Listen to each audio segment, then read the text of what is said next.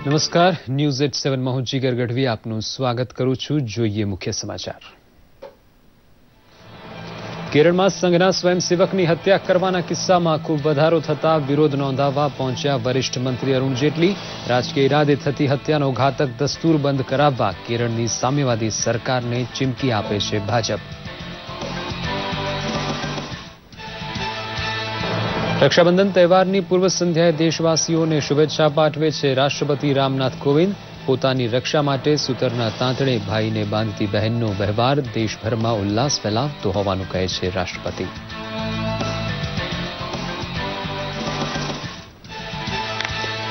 દેશની મૂડી સાચવતી બેન્કિંગ વ્યવસ્થાના કાબેલ ઉપયોગ વડે છેવાડે વસતા સૌ કોઈને બેઠા કરવાની સૂઝ મોદી સરકારે દાખવી હોવાનું કહે છે કેન્દ્રીય મંત્રી સ્મૃતિ ઈરાની. રાષ્ટ્રીય હાથસાળ દિવસ નિમિત્તે ગૌહાટીમાં વણકરો માટે યોજાયું મુદ્રા લોન વિતરણ. ભાજપ પ્રમુખ અમિતભાઈ શાહ અમદાવાદ પહોંચ્યા બાદ મુખ્યમંત્રી અને ભાજપ પ્રદેશ પ્રમુખ સાથે યોજી બેઠક.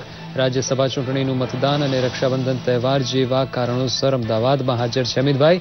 રાજ્યસભા માટે મતદાનનું દિલધડક કાઉન્ટડાઉન શરૂ. પાટણ અને બનાસકાંઠા જેવા પૂરપીડિત પંથકને બેઠો કરવા માટે જાહેર થયેલા રાહત પેકેજને સંતોષભર્યો આવકાર આપે છે ગામડે ગામડે વસતી જનતા. 1500 કરોડ રૂપિયાનું પેકેજ પણ ઓછું પડે તો વધુ ખર્ચ કરવા તૈયાર છે રૂપાણી સરકાર.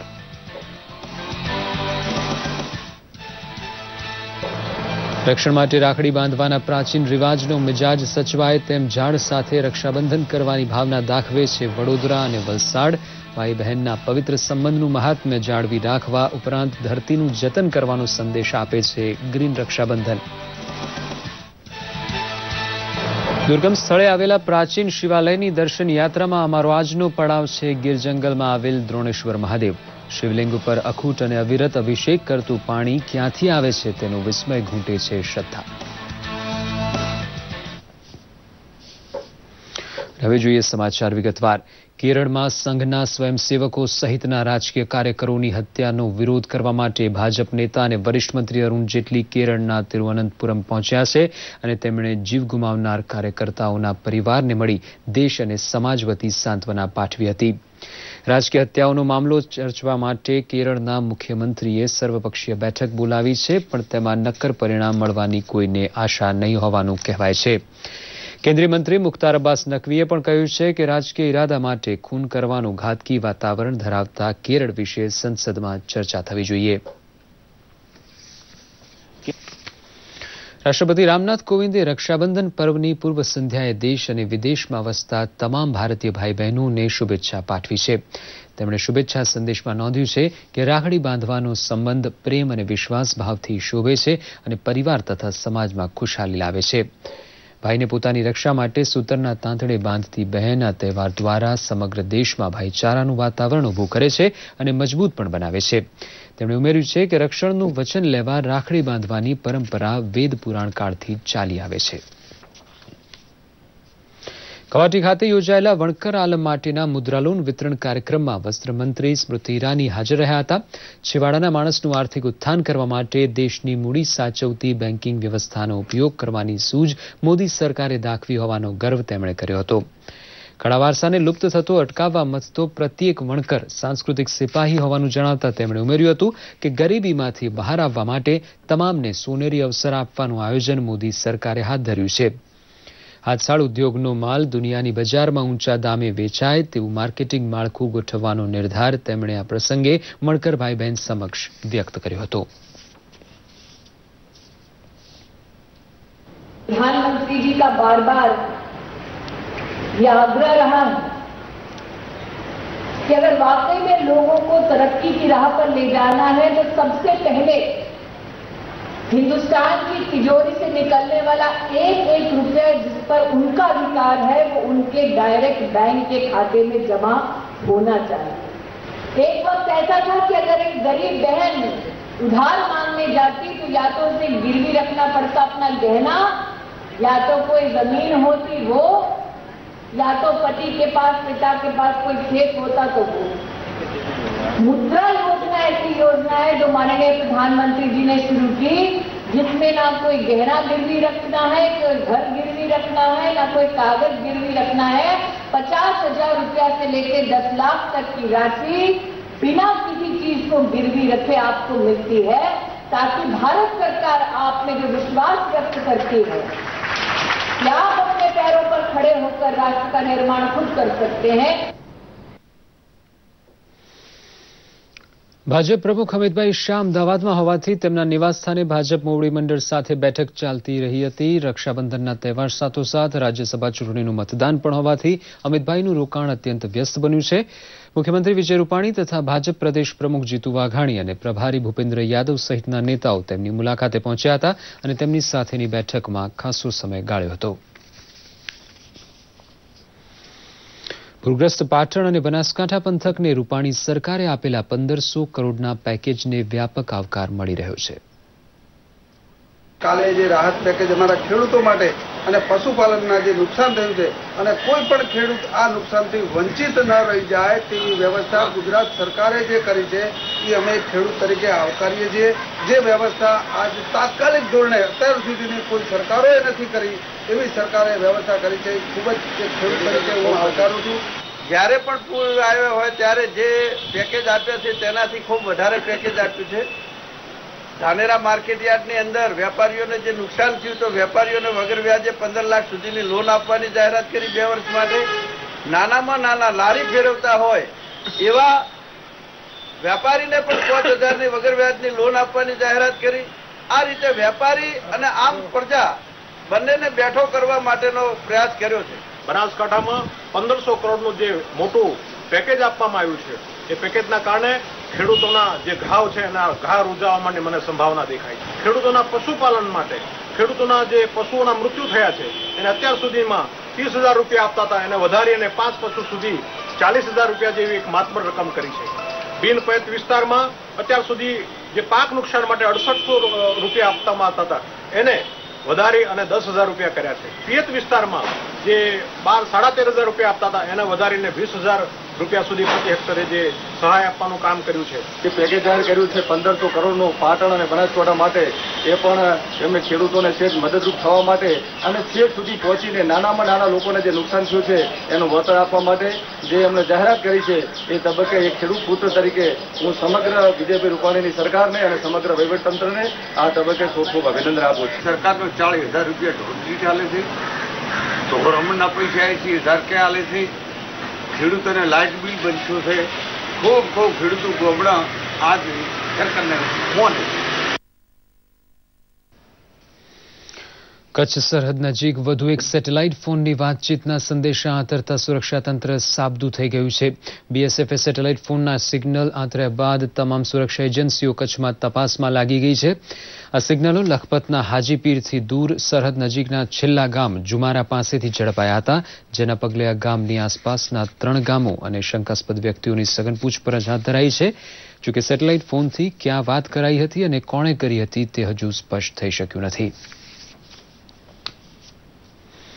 પ્રકૃતિ અને વૃક્ષ સાથે માનવ તરીકેનો આપણો ગાઢ સંબંધ છે, ત્યારે બાળકોમાં પણ પર્યાવરણનું જતન અને વૃક્ષોનું મહત્વ સમજાય તે માટે રાજ્યની કેટલીક શાળાઓ દ્વારા વૃક્ષોને રાખડી બાંધી રક્ષાબંધન પર્વની ઉજવણી કરાઈ હતી।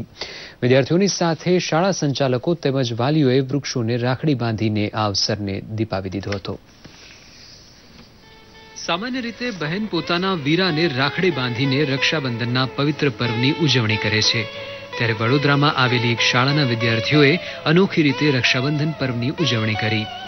નાના નાના ભૂલકાઓએ શાળાના પ્રાંગણમાં આવેલા વૃક્ષો તેમજ પાલતુ પશુ પક્ષીઓને રાખડી બાંધી રક્ષાબંધનની ઉજવણી કરી હતી।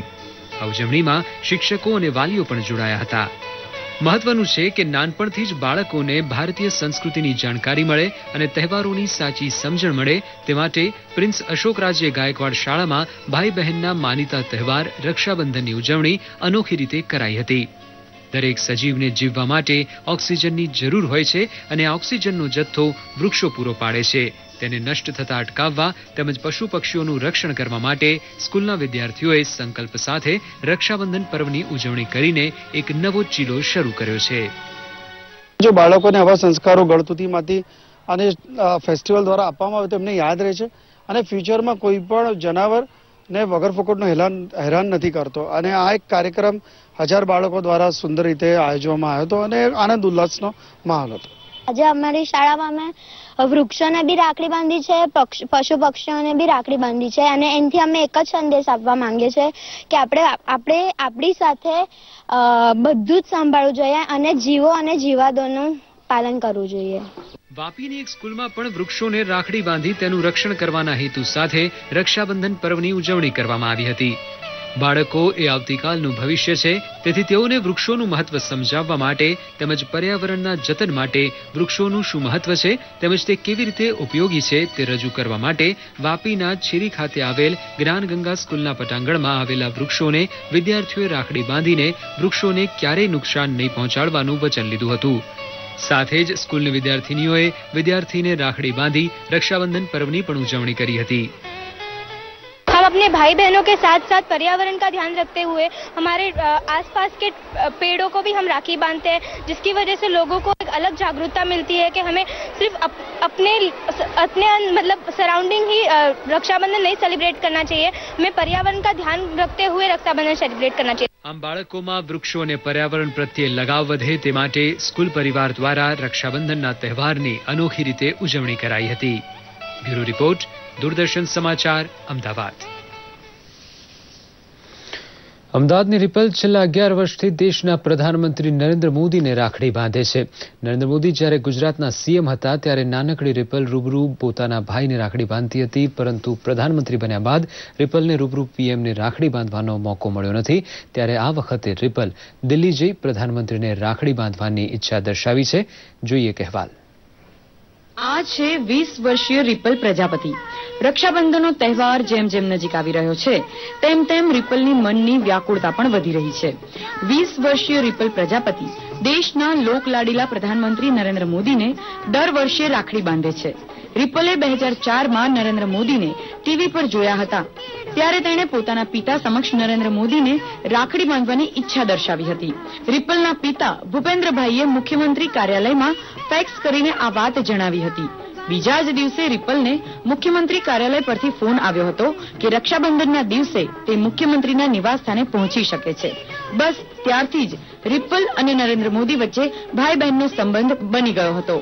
છેલ્લા 10 વર્ષથી મેં કન્ટિન્યુ રાખડી બાંધી છે અને એ જે રાખડી બાંધી છે એ રાખડીની સાથે સાથે પણ મેં પરમાત્માને પ્રાર્થના કરું છું કે એ જીવનમાં આગળ बढ़े અને આગળ રહે અને દેશવાસીઓની સારી સેવા કરે, એવી મારી ઈચ્છા છે. હું જ્યારે રક્ષાબંધનના દિવસે રાખડી બાંધવા માટે જતી હતી ત્યારે હું મારા ભાઈ માટે એક ભગવદ્ ગીતાની બુક અને ગણેશજીની મૂર્તિ લઈ જતી હતી. એમની બુકનો વધારે ઇન્ટરેસ્ટ છે. એમને મને પ્રોમિસ આપી છે કે તું જ્યારે રક્ષાબંધનના દિવસે રાખડી બાંધવા આવે તો તું મારી માટે પુસ્તક જ લઈને આવજે, એવી એમની ઈચ્છા હતી. ગુજરાતના મુખ્યમંત્રીથી નરેન્દ્ર મોદી હવે દેશના પ્રધાનમંત્રી બની ગયા છે, છતાંય રિપલ પવિત્ર પ્રેમની આ પરંપરા જાળવી રાખવા માંગે છે.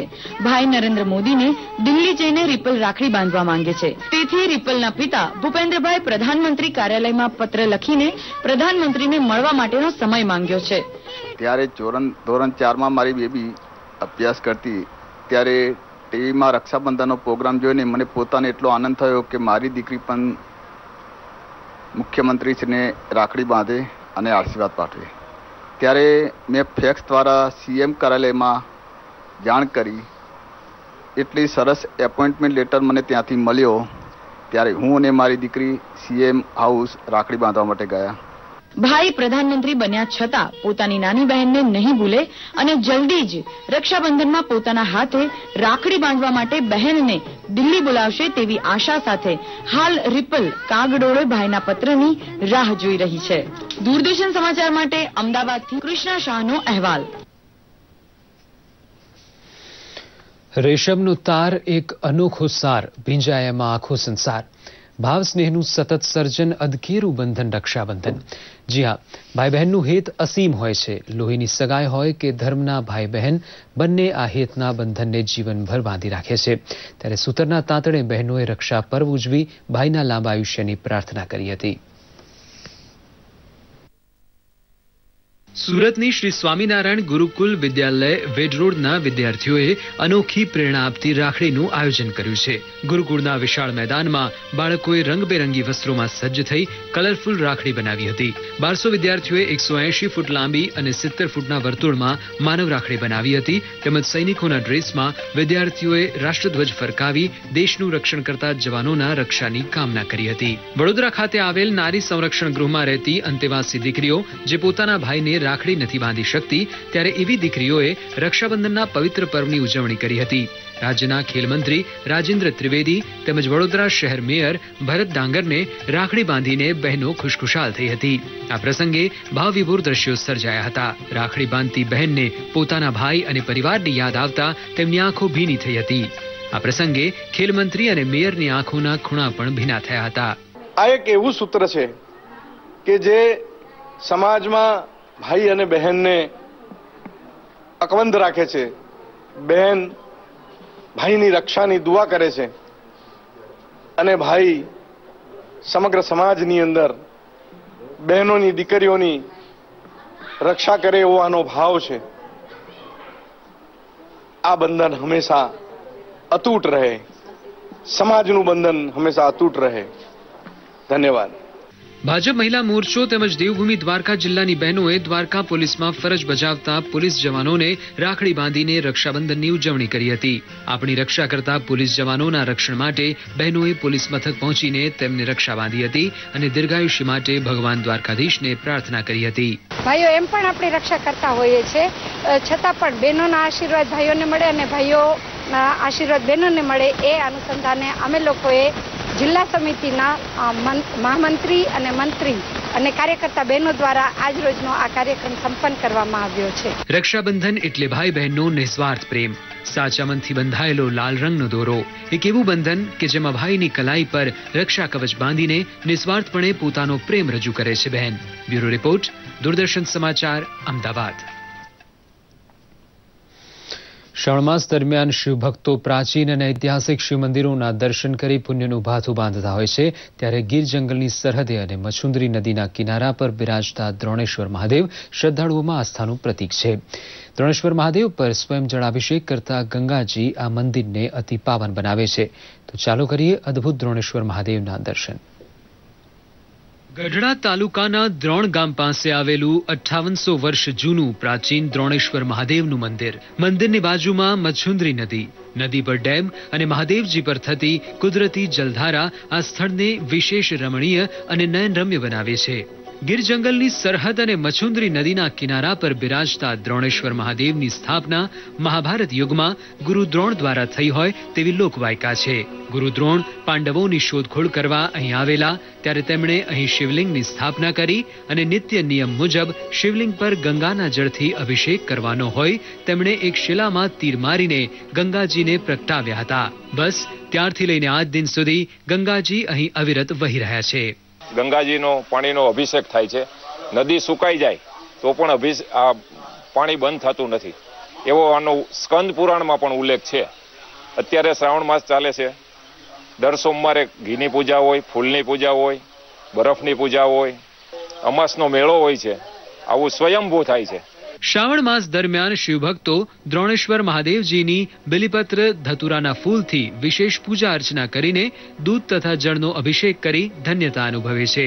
આ પ્રાચીન મંદિર પાસે ખળખળ વહેતી મછુંદરી નદી અને ઝૂમી રહેલ વનરાજી અનેરું વાતાવરણ ખડું કરે છે. તેમજ શિલામાંથી શિવલિંગ પર પડતો જળધોધ ખાસ આકર્ષણ ઊભું કરે છે, જેથી મોટી સંખ્યામાં શ્રદ્ધાળુઓ ભોળા શંભુના દર્શને અહીં ઉમટી પડે છે.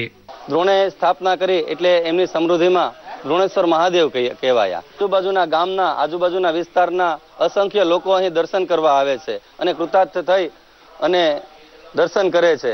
ગુરુ દ્રોણ દ્વારા સ્થાપિત આ શિવ મંદિર શિવભક્તોની શ્રદ્ધા અને આસ્થાનું પ્રતીક છે. ખાસ કરીને કુદરતી રીતે થતું જળાભિષેક કોઈ પણ શિવભક્તને શિવ આરાધના કરવા માટે આકર્ષે છે. દૂરદર્શન સમાચાર માટે અમરેલીથી અશોક ભાલાડાનો અહેવાલ. ભારતમાં ક્રિકેટ સિવાયની રમતમાં ગોલ્ડ મેડલ જીતવાની કાબેલિયત કેળવવાનું કામ એકલવ્ય જેટલું કપરું હોવા છતાં ગુમનામ વીરતા ઝળહળતી ફતેહ મેળવી લેતી હોય છે.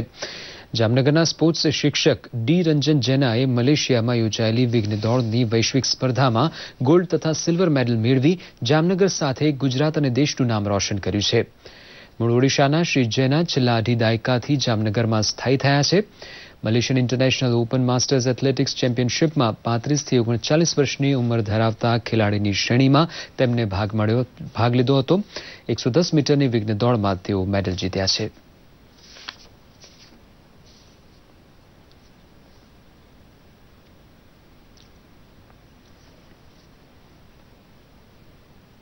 मेरा चयन इंटरनेशनल के लिए 100 मीटर नहीं सिर्फ 110 हर्डल्स और लॉन्ग जंप में 2 गोल्डन मेडल मैंने वहां लिए थे, उसके हिसाब से मेरा चयन किया गया था.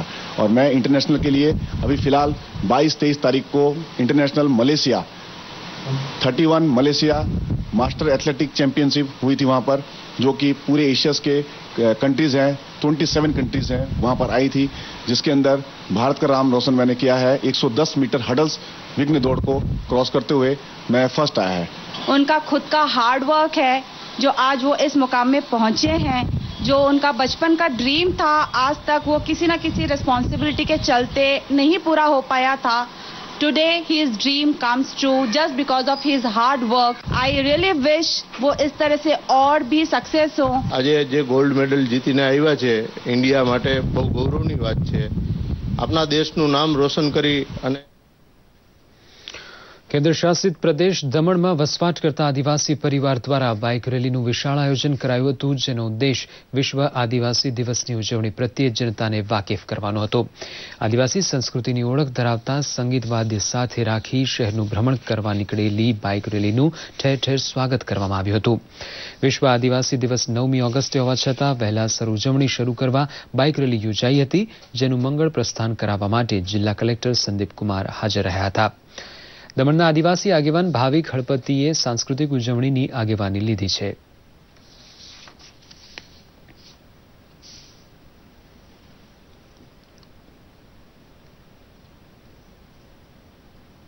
आदिवासी समाज इकट्ठा होकर खुली समाज हॉल में जो कार्यक्रम रखा है, उस संदर्भ में पूरे दमन में जो रैली जाएगी और जैसे जन जागरूकता के लिए हम लोग सभी आदिवासी समाज को जागरूक करेंगे कि हम 9 तारीख को इस तरह का प्रोग्राम कर रहे हैं.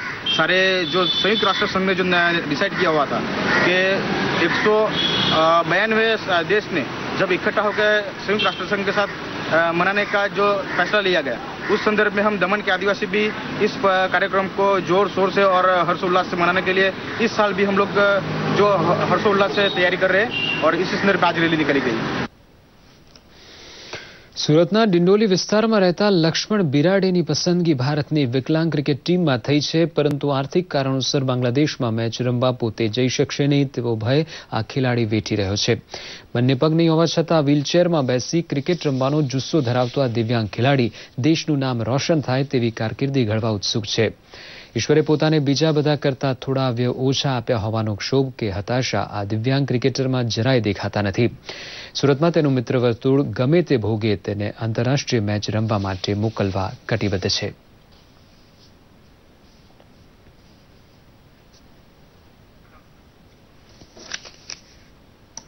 પરફોર્મન્સ આપીને જે એમના લાલભાઈ કોન્ટ્રાક્ટરમાં 30 મેરે થયેલું જે ક્રિકેટ ટુર્નામેન્ટમાં થયું એમાં મારો પરફોર્મન્સ સારા થઈને તો મારો સિલેક્શન ઇન્ડિયાની ટીમમાં વ્હીલચેર ક્રિકેટ ટુર્નામેન્ટમાં થયું છે. તો મારા માટે તો ઘણી ખુશીની વાત છે કે હું દેશ માટે ક્રિકેટ રમવા જાઉં છું, એ બી નેશનલ ઇન્ટરનેશનલ લેવલ પર ક્રિકેટ રમવા જાઉં છું. એટલે મેં બહાર બાંગ્લાદેશ રમવા જાઉં છું તો મારે ખૂબ જ સારું લાગે. સુરતના લક્ષ્મણભાઈ બિરાડે છે, એમનું સિલેક્શન થયું છે. અમે હાલમાં જે સુરતની અંદર એક કન્સ્ટ્રક્શન બિલ્ડિંગ છે એના પાર્કિંગ લોટમાં અમે પ્રેક્ટિસ કરી રહ્યા છે ને ભાઈને જે સપોર્ટ જોઈએ છે એ સપોર્ટ અમે બધા દિવ્યાંગ મિત્રો મળીને કરતા જ છે. અને હવે જોઈએ રાજ્યના કેટલાક મહત્વના સમાચાર સંક્ષિપ્તમાં.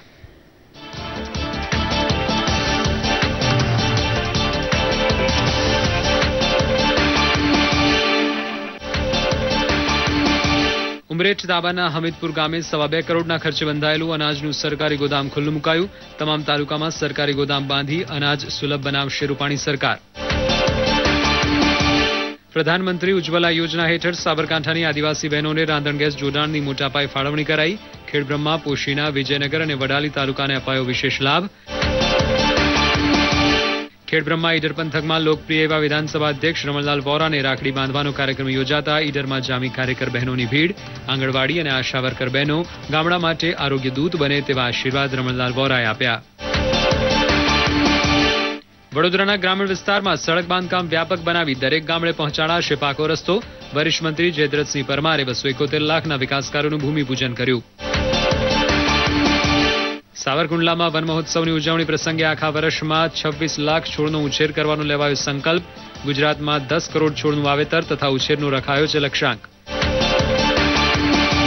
અરુણાચલ પ્રદેશમાં ફરજ દરમિયાન ગુજરાતના જવાન નગીનભાઈ ભગોરાની તબિયત અચાનક બગડતા થયું કરુણ અવસાન. સદગતના નશ્વર દેહને વિમાન દ્વારા અરુણાચલથી અમદાવાદ લાવી અરવલ્લીના ભિલોડા તાલુકાના પાટિયાકુવા ગામે પહોંચાડાયો. લશ્કરી સન્માન સાથે કરાયા અંતિમ સંસ્કાર.